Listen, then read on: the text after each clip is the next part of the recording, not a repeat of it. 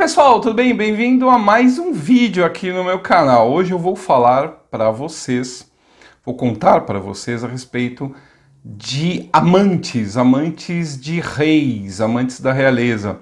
Não vou falar para vocês sobre a Marquesa de Santos, já tem muito vídeo sobre ela aqui no canal. Vou falar sobre algumas mulheres que não foram tão conhecidas quanto ela, ou até foram, mas acabaram sendo esquecidas. Mas antes disso, merece uma introduçãozinha esse vídeo. O quarto, o nosso quarto, ele é um dos espaços mais íntimos de uma casa. E não é qualquer pessoa que você leva para dentro do seu quarto. Agora imagine então se você fosse um rei ou uma rainha. O acesso a esse quarto, ele seria mais restrito ainda. Só pessoas de muita confiança é que entrariam nele e permaneceriam a sós com você. Quando Versalhes, quando a gente pensa nessa sociedade de corte, a gente pensa logo em Versalhes, a gente logo pensa no Luís XIV, Luís XV, etc. Quando Versalhes foi idealizada, uma forma de mostrar poder e controlar a nobreza foi a instituição de certas regras sociais. Quem estabeleceu essas regras sociais foi o irmão do rei. Pois bem, entre essas regras sociais estava quem poderia ou não entrar dentro do aposento do rei. Óbvio que uma dessas pessoas seria a amante, que até mesmo recebeu um título, que é maîtresse en titre, amante-chefe. E ela tinha esse título semi-oficial, que lhe dava até mesmo direitos a aposentos, a forma de tratamento e a entrar nos aposentos privados do rei. Dentre essas maîtresses en titre, você tem a Madame de Pompadour, você vai ter a Madame de Maintenon e várias outras mulheres que, com essa proximidade com o rei, tiveram uma grande influência. Essa entrada ao quarto do rei não significa apenas sexo, significa intimidade com o rei.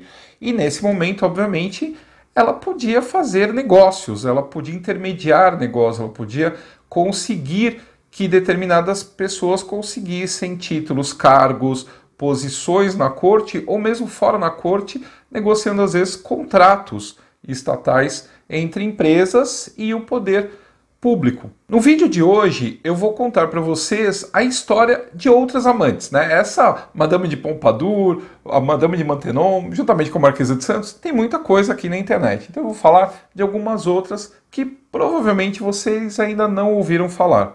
Como, por exemplo, a Lola Montez, que foi uma das causadoras da abdicação do rei da Baviera.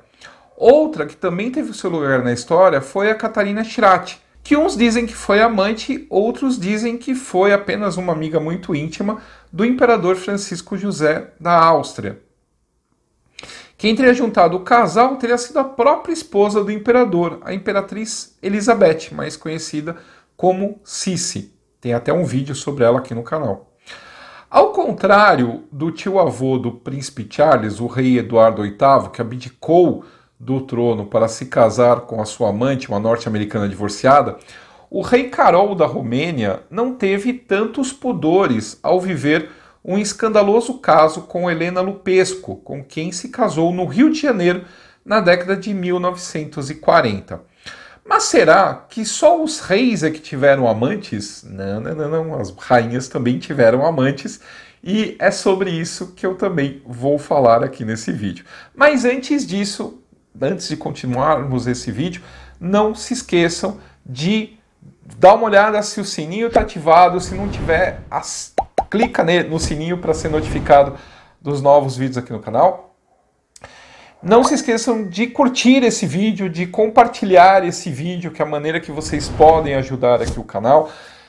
Não se esqueçam também de comentar, tá? Quem está vendo agora online aqui na estreia, não se esqueça que o que está no chat online não fica. Então é necessário aí que vocês deixem o seu comentário após o vídeo, tá bom? E quem está assistindo depois também deixe seu comentário. E quem quiser ajudar mais, tem como você entrar aqui como membro no clube do canal, tá legal? E aí ajudar financeiramente. Bom, vamos ao que interessa, ao vídeo das amantes de hoje. Na Baviera, um certo rei chamado Luís I, que era tio da nossa Imperatriz Amélia, ele criou num dos seus palácios a Galeria das Beldades, ou das Belezas, e nele nós vemos o retrato da Lola Montez. Essa mulher morena, vestida de maneira bem casta. A Lola Montez, apesar do apelido, não tinha nada espanhola, e muito menos de casta. Ela havia sido batizada como Elizabeth Rossana Gilbert. Nascida em 1821, ela era filha de um oficial escocês e de uma nobre irlandesa. Em 1822, a família dela se mudou para Calcutá, onde o seu pai acabou falecendo assim que chegou. A mãe voltou a se casar e uns 10 anos depois, por volta de 1830, os modos da menina lhe começaram a parecer muito selvagens e a menina muito mimada. Tanto a mãe quanto o padrasto, a mãe, como eu disse, voltou a se casar, resolveram mandar ela de volta para a Inglaterra para ser educada. Inicialmente, ela foi morar com o pai do seu padrasto na Escócia, mas logo a menina rebelde se tornou conhecida por suas travessuras, como certa vez quando ela enfeitou a peruca de um senhor que estava sentado na frente dela com várias florzinhas. Ela ficou espetando florzinhas na peruca do senhor. E também uma outra vez quando ela saiu correndo nua pelo vilarejo onde ela estava morando. Algum tempo depois, ela foi enviada para um internato na Inglaterra, e depois desse internato, ela foi enviada para um outro internato também na Inglaterra, numa cidade chamada Bath. Lá, ela teve uma criação mais sofisticada. Esse foi o último lugar onde ela foi educada antes de ser dada em casamento pela família em 1836, para um juiz chamado Abraham Lumley. Ele era muito, mas muito mesmo mais velho que ela. Era um casamento, obviamente, de conveniência, e ela não concordou muito com isso. Então, ela arrumou de ser sequestrada por um jovem oficial inglês chamado Thomas James. Eles ficaram desaparecidos por algum tempo e, quando ela completou 16 anos, eles se casaram. O casal logo partiu para a Índia em 1838 e em 1839 eles já estavam separados. Depois de alguns anos morando na Índia, ela retornou para a Inglaterra em 1842 e da Inglaterra ela foi fazer uma viagem para a Espanha. Da Espanha ela retornou falando espanhol e dançando umas danças que ela dizia ser espanholas. E também ela fez uma mudança, ela inventou que ela, na verdade, ela inventou toda uma nova história para ela. Ela inventou que, na verdade, ela era filha de uma família nobre espanhola que havia entrado em bancarrota, perdido tudo e que agora ela precisava dançar para viver. E aí também ela aproveitou e mudou o nome e passou a ser conhecida como Maria de los Dolores Porres y Montes, ou simplesmente Lola Montez. Após uma estreia triunfante como Lola Montez, em 3 de junho de 1843 em Londres, ela foi exposta como sendo uma impostora. Reconheceram que, na verdade, ela era a esposa de um oficial inglês e ela teve que, por isso, fugir da Inglaterra. Ela então viajou por toda a Europa com o nome de Lola Montez se apresentando. Em 13 de setembro de 1843, ela dançou em Berlim diante do rei Frederico Guilherme da Prússia e do czar Nicolau I da Rússia. Depois dessa apresentação, ela acabou sendo convidada para se apresentar em Varsóvia e em várias outras localidades europeias. Devido às suas danças muito provocantes, ela acabava gerando um grande número de admiradores que acabavam, para disputar a sua atenção, se envolvendo em brigas. Assim, devido a essa muvuca que ela criava, ela acabou sendo expulsa de Berlim, Varsóvia e Baden-Baden e acabou se estabelecendo em Paris. Lá em Paris, além da sua dança sensual, ela acabou causando escândalos devidos aos seus casos amorosos, como quando, por exemplo, o seu amante Alexandre Duharrier, editor do jornal La Presse, foi morto em um duelo por causa dela.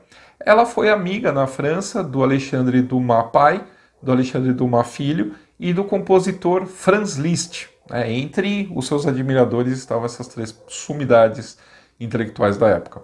Depois de 2 anos em Paris, ela foi parar em Munique, em 5 de outubro de 1846, onde se candidatou a uma posição como dançarina no Teatro de Munique.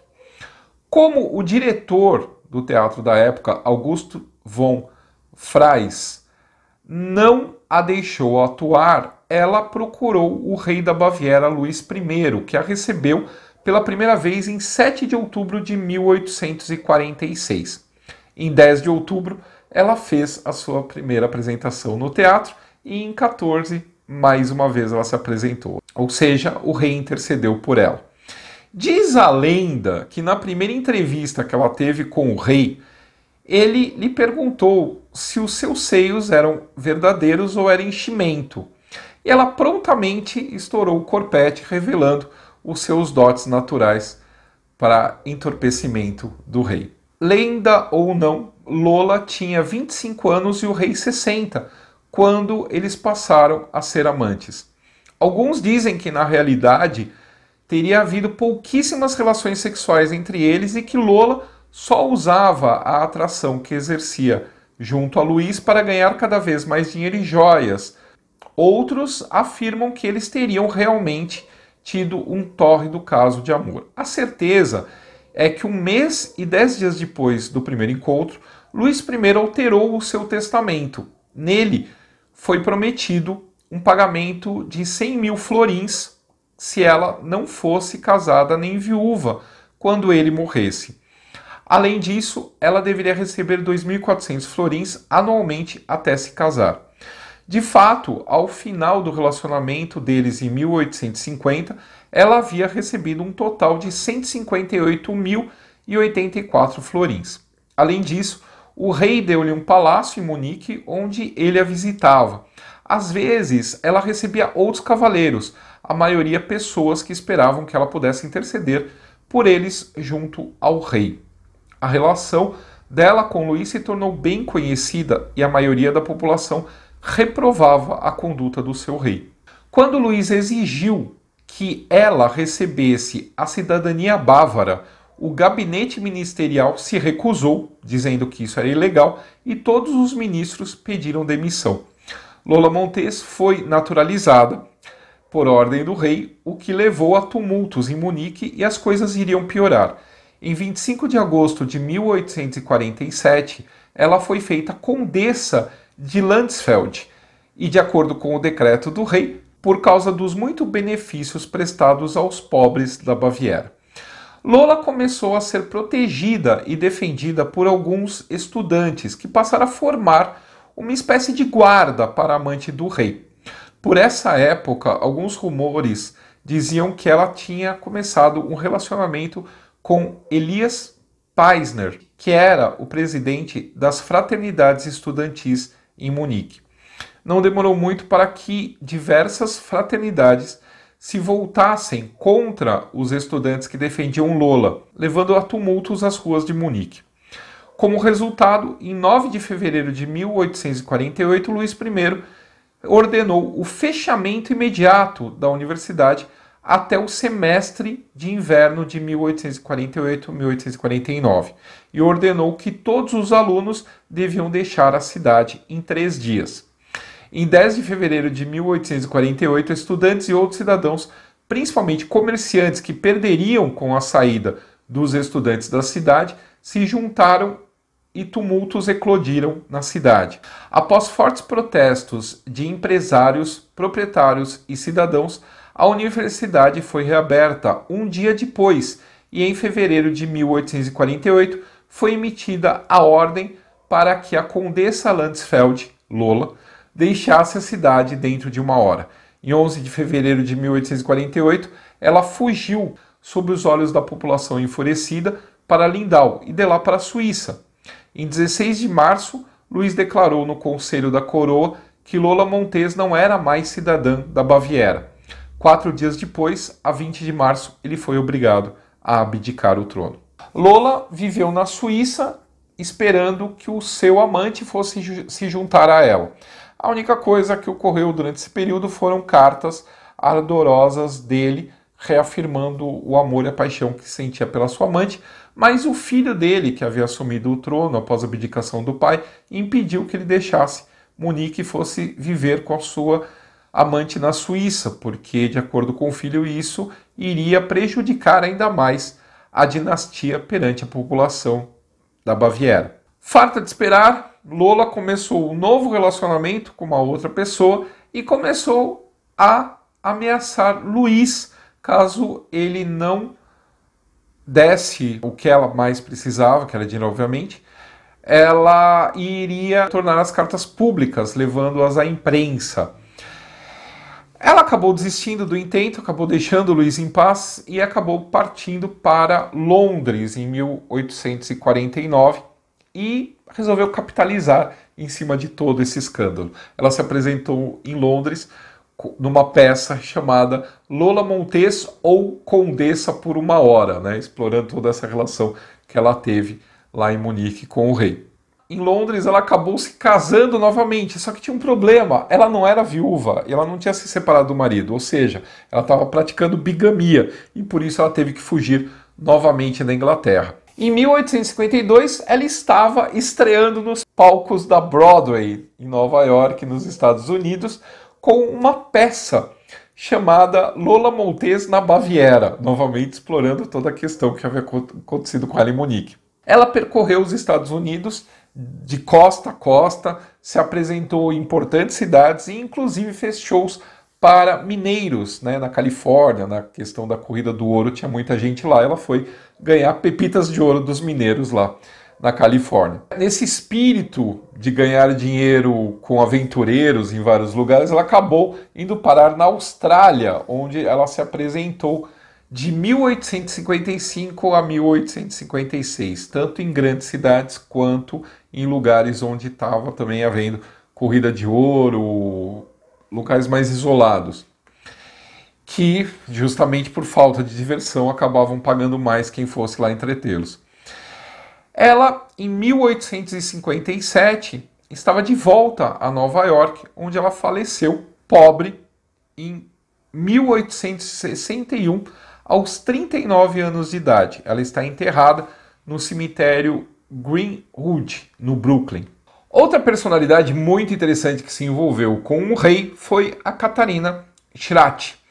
Ela nasceu em Bad Bay, Wien, na Áustria, em 11 de setembro de 1853, numa família de classe média. O pai dela tinha uma papelaria, ela começou a se interessar por teatro quando era criança, mas ser atriz não era vista como uma profissão muito adequada para uma moça. Ela acabou sendo mandada para um colégio interno na Alemanha, mas ela não se esqueceu do seu sonho e acabou convencendo os pais a deixar que ela tivesse aulas de interpretação. E ela acabou estreando aos 17 anos nos palcos de Viena.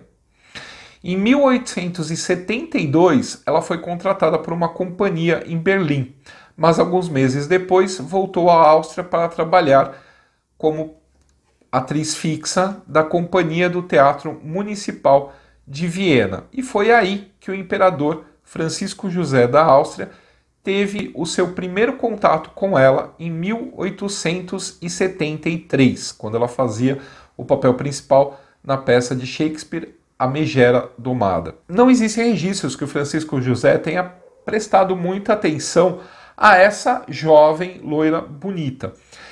Ele não há nada registrado dele nesse período e durante os próximos 10 anos também não, apesar de ela estar sempre fazendo sucesso nas peças que ela levava à cena. Em 1879, Catarina casou-se com um nobre húngaro, oficial de consulado, chamado Anton Kiss von Itteb. Eles tiveram um filho chamado Anton, que nasceu em 1880.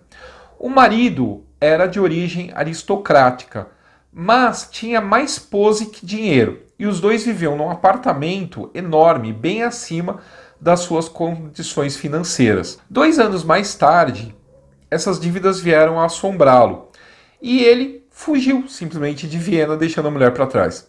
A Catarina nunca se divorciou do marido, mas também não quis saber de ter ele de volta na vida dela.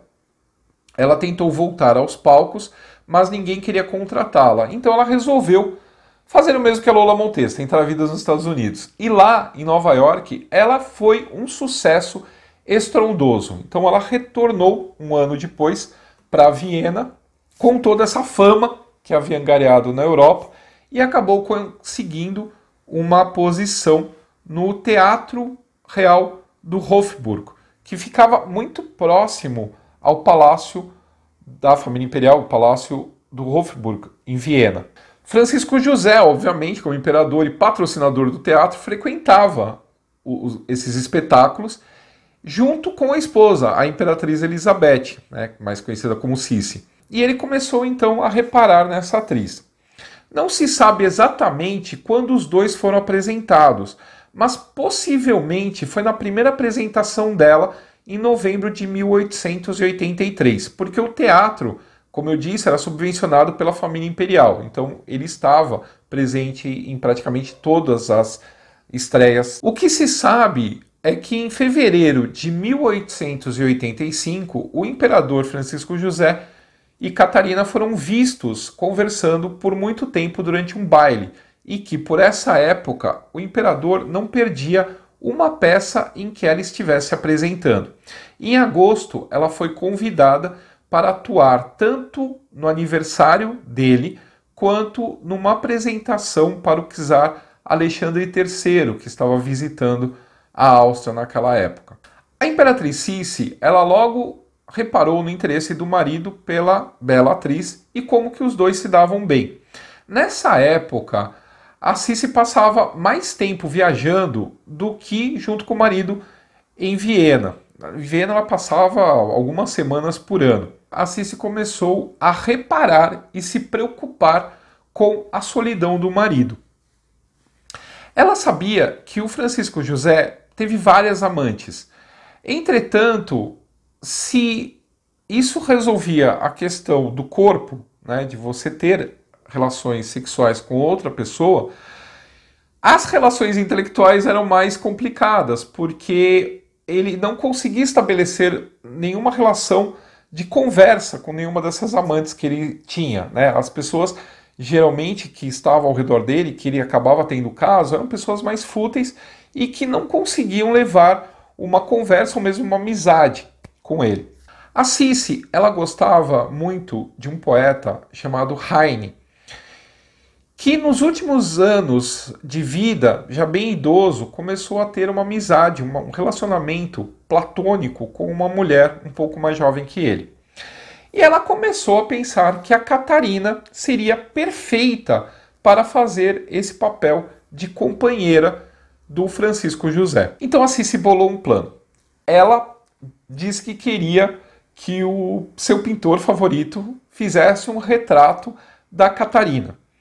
E num dia que a Catarina estava posando para esse pintor, ela resolveu ir lá com o marido no ateliê do pintor ver como estava o andamento do tal do retrato. A Sissi deu uma desculpa de que queria ver outras telas do pintor para deixar o seu marido sozinho com a Catarina. E o plano deu certo. 2 dias depois, o Francisco José já estava escrevendo para a Catarina, escrevendo cartas para a Catarina, assinando como o seu devotado admirador. Eles logo fizeram planos para se encontrar no verão em Bad Ischl, onde o imperador tinha a Kaiservilla, né, que era a residência de verão dele, e eles acabaram se visitando o verão todo e começou a relação, então, entre eles. Pelos próximos 30 anos, a Catarina foi a pessoa mais próxima de Francisco José. Ela foi a companheira constante dele. Ela ia tomar café da manhã com ele muito cedo, porque ele começava a trabalhar antes das 6 da manhã. Ela o fazia rir e conseguia manter um diálogo inteligente com ele e conseguia escutar os problemas do imperador. A felicidade doméstica, que foi impossível dele com a esposa, a Sissi, ele viveu com a Catarina. O Francisco José a presenteava com joias caríssimas, pagava as dívidas de jogo que ela tinha e até deu para ela uma casa em Bad Ischl. Ela também era beneficiada no trabalho. A relação com o imperador valorizou o passe dela como atriz e ela acabou ganhando papéis melhores, embora ele tenha se recusado várias vezes a intervir na relação profissional dela com a administração do teatro quando ela entrava em conflito com eles. Mas há uma coisa nesse relacionamento que é diferente das outras amantes dessa história toda.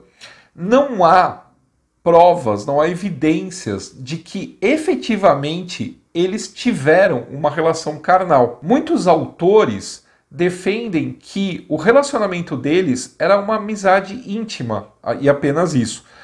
Era somente emocional e intelectual e não física, e que isso teria durado até o final da vida. Aí, na verdade, há divergências. Alguns dizem que durou esse relacionamento platônico, ele teria terminado após a morte da Cici, e que aí então teriam tido algo físico, e outros discordam, então não há um consenso a respeito disso. O que não há dúvidas é que, tirando a Cici, em segundo lugar na vida do Francisco José, estava a Catarina, que foi uma das suas maiores paixões. E a Cici aceitava muito bem isso, afinal foi ela que teve a ideia de juntar os dois. As duas, a Cici e a Catarina, elas não só se correspondiam, como trocavam presentes. A Cici mencionava ela nas cartas para o Francisco José e sempre trazia lembranças para namorada, amante, amiga do marido quando ela retornava das suas andanças pela Europa. A relação deles era tão próxima que quando o herdeiro do trono, o filho do Francisco José e da Cici, se suicidou em 1889, a Cici chamou a Catarina para que o marido tivesse com quem viver esse luto e desabafar, e, enfim, chamou a melhor amiga do marido, enquanto ela acabou passando pela morte do filho, por esse luto praticamente sozinha. Quando a própria Cici morreu, foi assassinada em 1898, o Francisco José passava o maior tempo possível com a Catarina falando e chorando a sua mulher assassinada. Com a morte da esposa da Cici, houve rumores de que o Francisco José finalmente se casaria com a sua amante, mas isso não acabou acontecendo. Primeiro, porque a Catarina ainda era casada e o marido estava vivo. Segundo, porque o Francisco José era muito ciente de toda essa questão de status, né?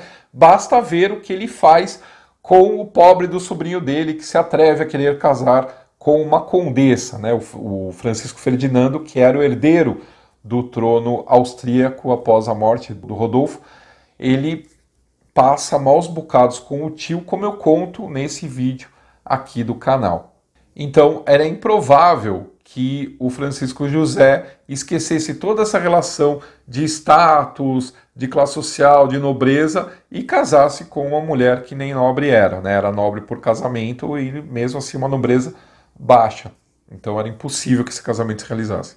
Além dessa questão, havia um empecilho maior, a Maria Valéria, que era a filha mais nova do Francisco José e da Cici, que morria de ciúmes da Catarina e que fez da vida dela, após a morte da mãe, um verdadeiro inferno. O conflito da Maria Valéria com a Catarina acabou criando desentendimentos entre a Catarina e o Francisco José, e esses desentendimentos pioraram quando ele se recusou a intervir numa briga entre ela e o diretor do teatro que ela estava se apresentando. A Catarina acabou chegando à conclusão que era melhor eles romperem a amizade e ela saiu de Viena e foi morar na França. Essa foi a única vez que os dois brigaram assim feio, mas não durou muito tempo. Depois de alguns meses eles estavam novamente trocando cartas, houve uma reconciliação e ela acabou retornando para Viena. Em 1903 ela foi convidada para ser a Imperatriz Maria Teresa numa peça, e isso virou um escândalo, como assim, a amante do imperador representar uma imperatriz. E ela acabou ficando tão desgostosa que ela parou de atuar. Por essa época, o marido dela tentou recompensá-la por todos os anos de abandono, de dívidas, etc. E ele comprou o palacete que ela morava de aluguel fazia 15 anos e quando ele morreu ele deixou em testamento essa propriedade para ela. A Catarina, ela continuou o relacionamento com o Francisco José até ele falecer em 1916, aos 86 anos. A própria família dele mandou chamá-la para que ela se despedisse privadamente do seu velho companheiro antes do funeral oficial. Após a morte do Francisco José, ela viveu retirada no seu palácio e na década de 1930 ela foi muito incomodada por jornalistas que queriam que ela contasse a respeito do seu relacionamento com o imperador. Além dos jornalistas, também as editoras de livros queriam que ela editasse com eles as suas memórias. E ela dizia que ela era uma atriz e que não era uma escritora e que não tinha nada a dizer. E que, ainda mais, queriam o quê? Queriam que ela contasse, revelasse o seu relacionamento com o imperador. Ela dizia que ela nunca tinha sido nem uma Pompadour, nem uma Maintenon. Em seus últimos dias, Girati tornou-se profundamente religiosa. Ela visitava o túmulo do Francisco José e da Imperatriz Elizabeth diariamente. Ela morreu em 1940 com a idade de 86 anos. Uma outra amante que pouca gente ouve falar, mas que causou muito escândalo, foi Helena Lupescu. Ela nasceu em 1899 na Romênia e era filha de um judeu chamado Nicolau Grunberg. Os judeus nessa época na Romênia, como em diversos outros lugares na Europa, como a Rússia, por exemplo, gozavam de menos direitos civis que os demais cidadãos. Por isso, o Nicolau, ele se converteu publicamente ao catolicismo. Ele primeiro trocou o sobrenome da família por Wolf e depois ele trocou para Lupescu, que significa lobo em romeno. Quanto à mãe de Helena, Elisei, existem controvérsias se ela também seria de origem judaica e se teria também se convertido ao catolicismo ou se já era católica quando se casou. O casal teve 2 filhos, a Helena e o Kostika, e a Helena foi criada dentro do catolicismo em escolas de freiras alemãs que lhe ensinaram etiqueta, francês e alemão. Ela se casou com um oficial do exército romeno, mas no início da década de 1920 ela já estava divorciada quando conheceu o então príncipe herdeiro da Romênia, Carol. O Carol, para quem conhece a história dos Romanov, sabe que em 1914 foi aventada a ideia de um casamento da filha mais velha do czar, Nicolau II, a grã-duquesa Olga, com ele. O Carol nasceu em 1893 e era filho do rei Fernando I e da rainha Maria da Romênia. O rei Fernando, ele era neto da rainha Maria II de Portugal, por isso bisneto do nosso imperador Dom Pedro I do Brasil.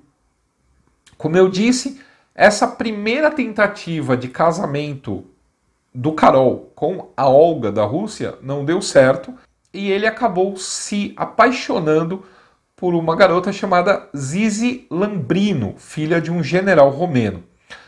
Como a corte romena era completamente contrária ao casamento, eles fugiram no meio da Primeira Guerra Mundial para a Ucrânia, onde eles se casaram em agosto de 1918 em Kiev. O pai do Carol, o rei da Romênia, acabou trancafiando o filho num convento assim que eles retornaram para a Romênia e o casamento foi anulado um ano depois. Em 1921, o Carol ele se casou com a princesa Helena da Grécia, com a qual acabou tendo um filho, o Miguel. Durante o seu casamento com a princesa Helena, o Carol conheceu uma outra Helena, a Helena Lupescu, que lhe foi apresentada por um amigo em comum que desejava, através da amiga, conseguir alavancar a própria carreira de negócios. A paixão deles foi tórrida e em 1924 o príncipe comprou para sua amante uma mansão em Bucareste, onde eles podiam se encontrar em privacidade. Esse relacionamento mal disfarçado e quase público de Carol com uma mulher judia e divorciada fez o rei Fernando I contemplar a possibilidade de exilar Helena da Romênia. A crise maior ocorreu quando o Carol foi representar a família real da Romênia no funeral da sua tia-avó, a rainha Alexandra da Inglaterra. A Helena foi junto, mas ela ficou em Paris para evitar a imprensa. O Carol seguiu até a Inglaterra e quando as cerimônias fúnebres terminaram, ele foi se encontrar com a amante em Paris. Só que ele virou uma espécie de sensação em Londres. E quando ele chegou em Paris, a imprensa toda estava no encalço dele. Para evitar um escândalo maior, para evitar ser visto com a amante, ele começou a fugir da imprensa. E assim ele foi parar na Itália e se refugiou em Veneza, onde escreveu para a mãe, a rainha Maria da Romênia, dizendo que não aguentava mais viver aquela vida, que ele amava a Helena e que ele não ia voltar mais para a Romênia. Ou seja, ele abandonava o país, os pais, o filho e a esposa e o trono para viver o seu amor com a Helena Lupescu. Alguns anos mais tarde, obviamente, a princesa Helena da Grécia se divorciou dele. E ele usou os próximos 2 anos basicamente vivendo uma grande lua de mel na França e em Londres com a sua amante Helena Lupescu, até que o rei Fernando I da Romênia faleceu. O Carol, ele havia abdicado o seu direito ao trono em dezembro de 1925. Ou seja, quando o pai dele faleceu em 27, quem subiu ao trono no lugar do rei Fernando I foi o seu neto Miguel I, filho do Carol. O Miguel era menor de idade e foi criado um conselho de regência para governar o país em seu nome. O governo ele não foi dos melhores. Havia muita opressão e logo a Romênia estava envolvida numa aguda crise política. Alguns membros da sociedade começaram a ver no Carol uma solução e começaram a pressionar para que ele retornasse à Romênia, mas sozinho. Ele deveria se livrar da amante se quisesse ter uma chance de tomar o trono em seu nome. Ele acabou deixando a Helena Lupescu na França e retornou à Romênia, onde foi dado um golpe político que destituiu o seu filho Miguel e ele tomou o trono para si. Por 2 meses, a Helena aguentou esse exílio forçado na França, até que ela não resistiu mais e foi atrás dele na Romênia. O Carol não gostou nem um pouco dessa atitude rebelde da Helena, até revê-la, quando então caiu novamente aos seus pés. Em 1932, ele comprou uma outra mansão para a sua amante, e lá ela passou a receber políticos, industriais e pessoas poderosas que podiam encontrar com o rei de maneira discreta. Esse círculo ao redor da Helena acabou governando de fato a Romênia durante um bom período. Helena lucrou muito com negociatas que eram feitas por intermédio dela e de sua influência. Até encomendas de armas passavam por ela, fazendo com que ela amealhasse a sua própria fortuna. Mas se ela conseguiu uma fortuna, se ela conseguiu viver bem, no meio do luxo e ter muito dinheiro, uma coisa ainda faltava para ela, que era casar. Ela queria a estabilidade que ela achava que o casamento daria para ela. Mas sempre que ela tratava dessa questão com o rei, ele fugia rapidamente do assunto. Além dela ser divorciada, havia toda a questão dela ser judia. E tanto a Romênia havia institucionalizado nesse período o antissemitismo, quanto a poderosa Alemanha, muito próxima às suas fronteiras. Ele não iria se casar com uma mulher de sangue judeu, pois sabia que isso seria o início da sua deposição do trono. E de 1933 em diante, o antissemitismo ele passou a ser uma constante da política de Estado da Romênia, apesar da amante pública judia do rei. Advogados judeus tinham seus registros cassados, as universidades tinham uma cota limitada para aceitar alunos judeus, quando tinham alguma cota, e as empresas pertencentes a judeus tinham cada vez mais dificuldade em importar bens e matérias-primas. Os bancos pararam de dar crédito para firmas judias e essas passaram a ter que pagar mais impostos ainda, levando muitas à falência. Claro que a maioria dessas fábricas, dessas firmas, acabavam nas mãos de romenos que buscavam sociedade na Alemanha. E assim, essa sociedade, espelhando-se na Alemanha, ela acabou se nazificando, dentro dessa ironia toda, com o rei tendo uma amante judia. A Helena, ela não era favorável às perseguições contra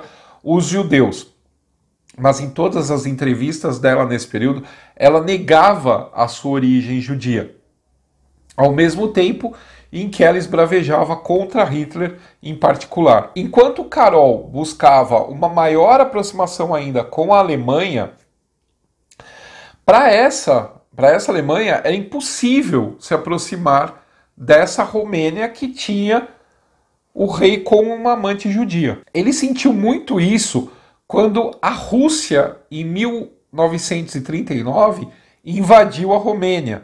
Ele pediu ajuda para Hitler, que não fez muita coisa, e perante o horror de ter seu país invadido, ele pediu ajuda a uma organização paramilitar romena chamada Guarda de Ferro. Essa força, ela efetivamente se mobilizou e saiu às ruas, mas não para salvar o país, mas sim para caçar a amante judia do rei, a Helena Lupescu. Enquanto Bucareste se levantava contra ela, ela fugiu para o palácio do Carol e, junto com o rei, se pôs a destruir a sua correspondência e encaixotar os seus tesouros. O rei abdicou formalmente do trono em 6 de setembro de 1939, abandonando o filho Miguel como novo rei e fugindo de trem com a sua amante e com toda a carga preciosa que conseguiram levar com eles. O casal chegou até Portugal e a ideia era que eles atravessassem o Atlântico e fossem morar em segurança nos Estados Unidos. Entretanto, os Estados Unidos recusou a aceitá-los devido à aproximação, às tentativas de aproximação de Carol com Hitler. Então eles não tiveram muita escolha, acabaram indo parar primeiro em Cuba. De lá foram para o México e em 1944 eles acabaram vindo parar no Brasil, especificamente no Rio de Janeiro, onde eles se estabeleceram no Copacabana Palace. Eles chegaram lá com 40 baús, 67 malas, 2 carros, 6 cachorros e uma grande quantidade de joias, incluindo coroas e tiaras.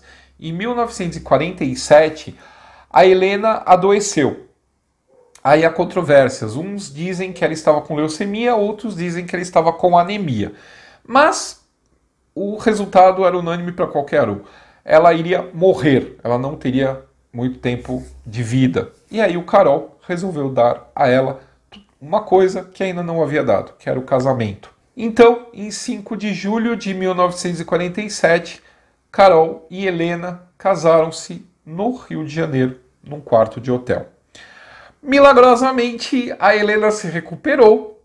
Pouco tempo depois, eles acabaram se mudando. Eles voltaram para a Europa e se estabeleceram em Portugal. Eles viveram juntos até 1953, quando Carol morreu devido a um câncer. A Helena faleceu muitos anos depois, em 1977, sendo, no século XX, uma das mais poderosas amantes do mundo. Esse seria o único legado dela: fama, riqueza e poder. No final da vida, já consciente do extermínio de mais de 260 mil judeus na Romênia, ela parou de negar a sua origem e passou a inventar histórias muito bonitas de como que ela tinha ajudado a salvar muitos judeus na Romênia. Até agora eu falei de mulheres que foram amantes de reis, mas homens amantes de rainhas também existiram, principalmente na Espanha. A rainha Maria Luísa, mãe da nossa rainha Carlota Joaquina, teve vários amantes, né? Isso é público. Um deles, o mais importante, foi o Manuel Godoy, que foi primeiro-ministro do marido. A própria Carlota Joaquina, casada com o Dom João VI, seria acusada também de colecionar amantes.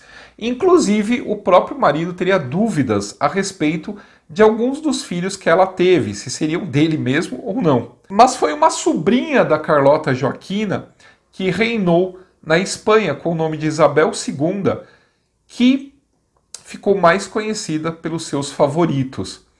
A Isabel II, ela nasceu em Madrid em 10 de outubro de 1830 e era filha do rei Fernando VII. Como ele não teve filhos homens, ele fez uma lei que mulheres poderiam sucedê-lo ao trono. E acabou ocorrendo dele só ter uma filha. Então essa filha, pela lei que ele baixou, pelo decreto que ele baixou, deveria sucedê-lo ao trono. Quem não gostou muito disso foi o conde de Molina, o Carlos Isidro, que era irmão do rei. Pela lei antiga, ele deveria herdar o trono com a morte do irmão, e não a sobrinha, né? Só poderia antigamente herdar homens no trono da Espanha. E aí com essa sanção subiria a sobrinha dele. O Fernando VII morreu em 1833, quando a menina tinha quase pouco mais de 3 anos. E ele deixou a esposa como regente da filha. A Espanha acabou com isso entrando numa guerra civil, né? Que foi a chamada Primeira Guerra Carlista, entre os partidários do Dom Carlos Isidro, que era um absolutista convicto, e os liberais partidários da regente e da nova rainha. As forças do Dom Carlos acabaram sendo derrotadas e, ao completar 16 anos, a menina, a Isabel, subiu ao trono. Um acordo foi feito entre diversas potências europeias para que essa menina não se casasse com nenhum príncipe de outra casa estrangeira. E aí então ela teve que se casar com um primo espanhol. E aí então começaram os problemas. Ela se casou em 1846 com Dom Francisco de Assis, Duque de Cádiz, que se suspeita que fosse homossexual, ou ainda que tivesse uma má formação do pênis que impedia a rainha de engravidar. O certo é que eles não se deram bem e a política usou isso para fazer intriga.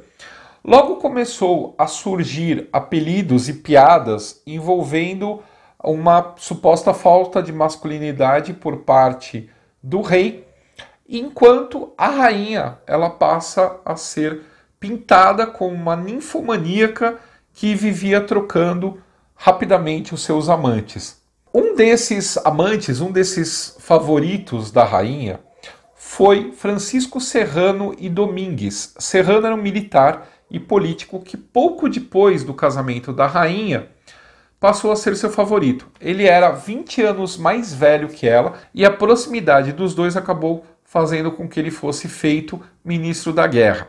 A relação durou alguns anos e após isso ela passou a ter outros favoritos, outros amantes, incluindo o militar Henrique Puigmoutó, pai do seu filho Afonso, que subiria ao trono com o título de Afonso XII. A Henrique se seguiu Miguel Tenório de Castilha, que seria o pai de seus filhos Pilar, Paz, Eulália e Francisco. Além desses, também houve Tirson Obregón e Carlos Mafori, governador de Madrid, intendente do Palácio e ministro do Ultramar. Isabel teve mais de 10 filhos e, aparentemente, nenhum deles teria sido do seu marido. Depois de 40 anos de bastante instabilidade política, um golpe de Estado depôs a rainha e a monarquia na Espanha.